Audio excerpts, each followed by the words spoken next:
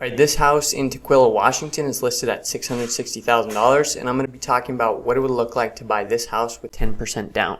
Specifically, I'm going to be talking about what your monthly payment would look like in that scenario. But if that's not your exact scenario, if you're looking at a different price point or a different down payment, hopefully this is still going to be a helpful video, because when you've never bought a house before, the whole thing can seem so vague, and there's lots of different things to think through. And it helps to think through a specific house, a specific down payment amount, and specific what your monthly payment might look like. And so hopefully this is helpful regardless of your price point. But if you do want to take a look around for a scenario that matches your situation better, a price point that matches your situation better, or a down payment amount that matches your situation better, I have different scenarios on my channel here, so you can check that out there. So I want to start briefly by walking through a few assumptions I'm going to make here in order to create this quote. What goes into a quote, what goes into an accurate quote for a mortgage estimate is a list of a ton of different things that affect what your pricing might look like, what your monthly payment at the end of the day might look like. And so I'm not going to list all of those things here, but I'm going to explain the key ones here that go into the resulting quote that we're going to look at. Obviously we talked about the price point for the house is $660,000. So that's the purchase price I'm going to assume. And then we talked about I'm going to assume a 10% down payment as well. And then the taxes on the house, that's another key component that goes into your total monthly payment. The taxes, the total taxes annually are $6,221. And one way you can check that out, if you want to look, sometimes on Zillow they'll list an estimated tax amount. However, it's not always 100% accurate, so if you want to get a little bit better of an idea, you can scroll down and there is a link to the county website which pulls up directly the tax statement, and that usually gives you a really accurate idea of what your taxes are going to be. Homeowners insurance here I have as $1,800 annually. Homeowners insurance is an element that you choose. You choose your insurance provider, and so that could vary. You choose your coverage, and so that can vary. It could be lower, it could be higher. You're going to end up being the one choosing that depending on your provider and what you're getting covered. However, that's a pretty good $150 a month is a pretty good estimate of what your homeowners insurance ends up looking like at this price point in this area. That's a common number that we see. One note on these two things right here: if you're super new, you might not know what's included in your monthly payment. So it is typically it's more than just the principal on the house and the interest. There's also these factors here. Typically these are included in your monthly payment: the real estate taxes and the homeowner's insurance. That's the way it's most often done, and that's typically going to be the best option. However, sometimes you have the option of paying those on your own if for some reason you wanted to do that on your own and not pay the lender and have the lender pay those things. That's sometimes an option. If you wanted to hear about why you would do that, there's another video that I'm going to link here that my dad, Chris, has made on there are certain strategies, certain times to do that. And if you're curious on thinking that through, you can check out that video on his channel, Mortgage Mastery Theater. Next assumption is a credit score of 700. And the credit score here, the impact is a little bit mitigated by my next assumption, which is that you're a first-time home buyer. Because recently there's been some changes to protect first-time home buyers from being too negatively impacted by a short credit history or a poor credit history in terms of their pricing when they go to get a mortgage. However, generally speaking, obviously the higher your credit, still as a general rule, the higher your credit, the better your overall pricing is going to be. Now, there are certain components of that pricing that might where that correlation isn't exactly true. Typically, for first-time home buyers, your credit score is not going to be as impactful on just your interest rate. However, another component of your mortgage, if you're putting less than 20% down, is your mortgage insurance. And your credit score, even as a first-time home buyer, is going to be impactful in terms of how much your mortgage insurance is going to cost. Mortgage insurance is a fee that you have to pay if you're putting less than 20% down. And you'll hear different things in terms of opinions on getting a mortgage with less than 20% down. People will tell you to stay away from that sometimes because you have to pay mortgage insurance. And it's just helpful to do two things when you're thinking that through. One is just to quantify it and not just stay away from it because you hear, oh, there's an extra fee, and so I'm not going to get a mortgage until I can get 20% down. Quantify the amount of mortgage insurance, so you'll see that later when I pull up the quote. You can see just a real number that you might be looking at. The other is to compare it to your alternatives. If for example, you have the option of paying $150 a month in mortgage insurance, because you can only put 5% down, and you're comparing that to the alternative of renting $2,000 a month. Obviously, there's other fees going on in your mortgage, but it's just helpful to compare it to what your alternatives are and not just stay away from it because it's a fee. If your alternative isn't putting 20% down, then it might be a worthwhile fee, a cost to take on for the good of being able to get into a house, get into a mortgage. So let's go ahead and walk through this quote. So the first thing you're going to notice is the total monthly payment on this place. That's the big number up here. That's $47.83. And then below that you can see the breakdown of what that monthly of the different components that monthly payment is made of. And then beneath that, you can see a breakdown of what's going into the loan, of how the loan is structured. And so I'm going to walk through that. And the way I'm going to walk through that is by starting by just looking at each of these components here, these four components of your monthly payment.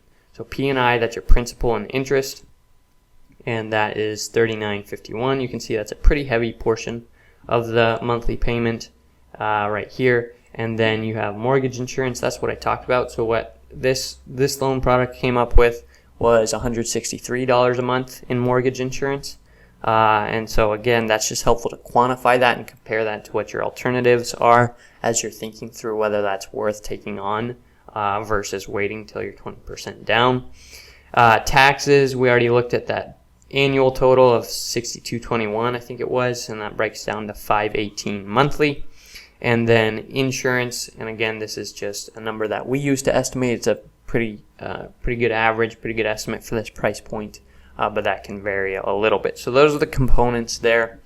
One thing I want to highlight here is you can see the interest rate here of 6.999 and 7.291 APR. APR is just a way that's supposed to, a number that's supposed to reveal kind of the total cost of the money, factoring in all the aspects. The way that the interest rate you're given is determined is based on your borrower profile, but then it's also based on, meaning, things like, are you a first-time home buyer? How much money do you make? What's your credit score? Things like that. And then it's also based on, this is a key aspect of your interest rate, which is points or credit. And that's a concept I want to explain here, which you should be familiar with going into getting a loan.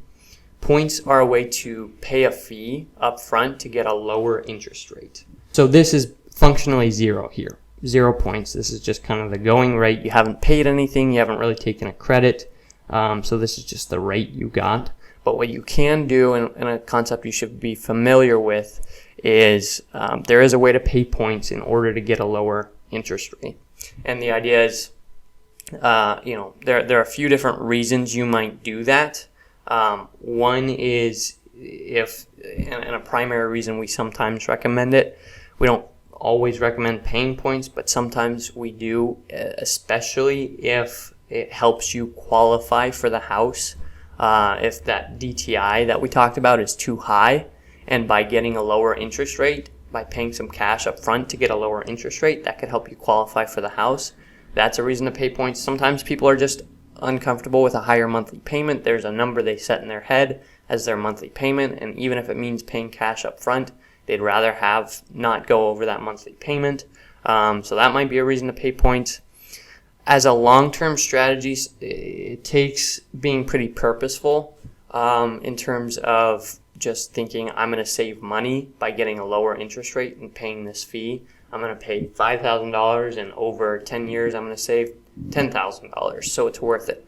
It takes being pretty strategic and informed and having good advice if you're going to approach it from that perspective. There are times where that makes sense, depending on the market, depending on what rates lenders are offering. And so there are times where that might make sense. But generally, lenders are the ones who set the price on points, and they tend to price it so that they make money on those, and they make money on the averages, and so they're pretty strategic about that. And so there are times where it can benefit you, but it just takes being pretty informed and strategic, because a lot of times you'll, for whatever reason, get out of the loan and get a new rate before you end up seeing the benefit of that.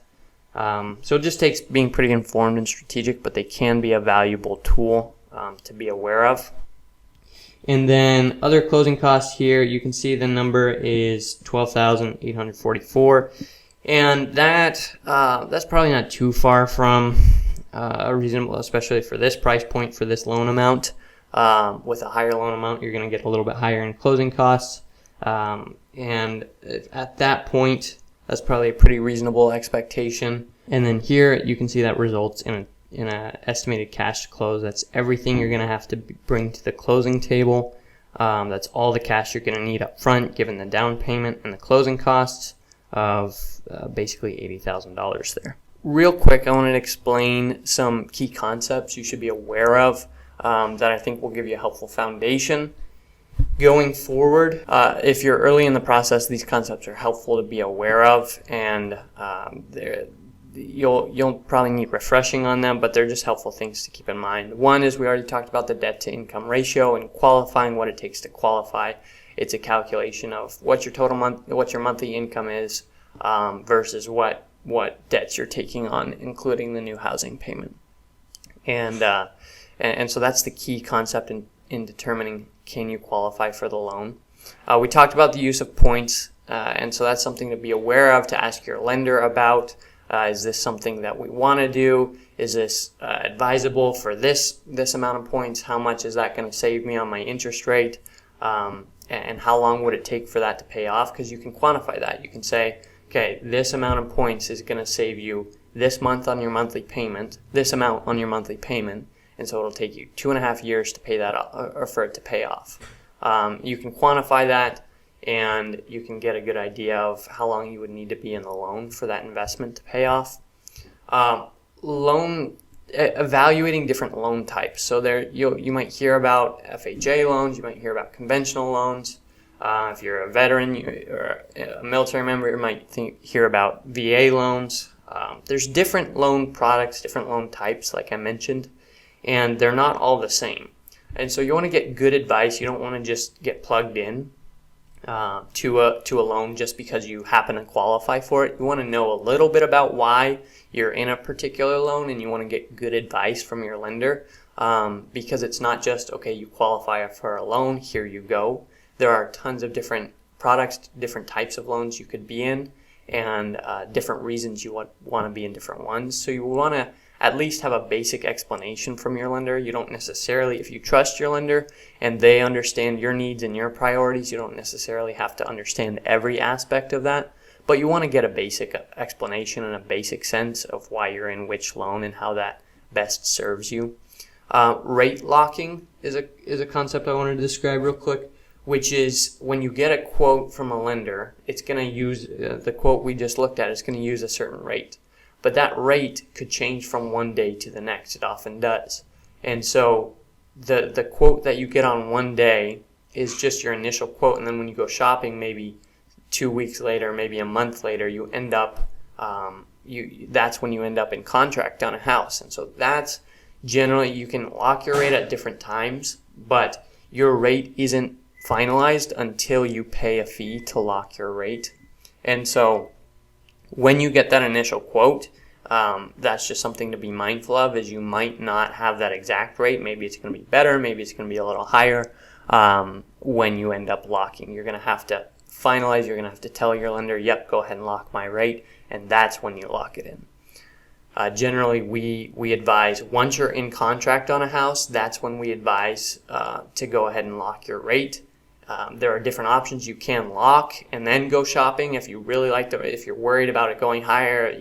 There could be reasons to do that. And then some people also try and wait till and time the market. My dad, again, with his years of experience of seeing people, of seeing what works, strongly advises against that approach because it's just really hard to time, and it can create challenges in the process. And worst case scenario, it could bump you out of qualifying for the house that you're in contract for if the rate goes so high that you're not able to qualify for the monthly payment anymore. And then the last thing is just being aware of caution with financial decisions during the process. Sometimes you've looked into getting a house and then opportunities for a job change, either internal or external, promotions or transferring of departments or things like that. Opportunities for that come up. Credit changes.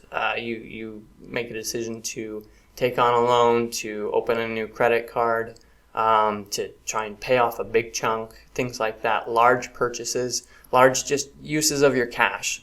All those things are things that you should check with your mortgage advisor about before doing those things, because sometimes, great, those are great opportunities, but if you could wait until 1 month after you close on this house to do those things, then maybe you can still do that thing, but it won't impact your ability to qualify for a loan and get the pricing you were going to get. So sometimes it's best with those kind of things to check with your lender, to have a advisor that you can trust, a mortgage professional who you can trust, and just check with them on those kind of things. Briefly, I want to walk through, if you're new to the process, what the process of getting a loan would look like. It's different with different lenders, so just as a brief description, here's what it looks like with us. And this is going to be very quick. It's going to be very big picture. Basically, you'll especially this is for a first-time home buyer, you'll get on a phone conversation with us and talk through what your goals are and basically what your assets are and what your income are as a big picture. And we can pretty quickly get a sense of whether you might be able to qualify for what you're looking for, or how long it would take, if you need to wait some time, what it's going to take. We can get a sense, and we call that pre-qualification. We just get a sense of your overall financial picture and your goals when it comes to your mortgage, and see if it's going to be generally probably likely doable or might be challenging and we need to take a look. From there, we will look at some specifics. Well, generally, if you're motivated, if you're ready to get going, we'll ask you to fill out an application, which will give us more specific information as far as credit, income, assets, job history, things like that, which will let us determine if you are actually going to be able to qualify for this loan that you're looking at. And then, and from there, once we have that information, then we're able to, if you're ready to go shopping, and if you do qualify for the loan, we will run it through our electronic underwriting and see if the lenders that we use would approve you for that kind of loan. And from there, we'll issue a pre-approval, which is a notice to you and to the realtor that you're working with and to any realtors who are listing a house that you might make an offer on, that your financing is good, that you're solid, and that you'll be able to get the loan that you're relying on in order to buy this house. And so before you go shopping, generally we like to meet with you because we like to talk through these things. We like to see what questions you have. We like to see what areas are going to come up that we might need to advise on. So it's helpful to meet in person. So if you are interested in getting that process started, my name is Landon Buteau, and I work with Cleveland Street Mortgage based here in Bothell, Washington. We're licensed in Washington and Idaho, and we'd be happy to help you with financing in either of those states. If you just have questions, feel free to reach out. You can find our information in the description in this video. If you just have questions and want to pick our brain, we're happy to help with that. Of course, if you want to work with us, you can check out the link in the description here, and there's a link to some videos that kind of illustrate a little bit more about our process and what it's really like to work with us. You can hear from people who have worked with us. We love doing loans and advising on loans for people, especially in Washington and Idaho where we're licensed. So please do check that out and reach out.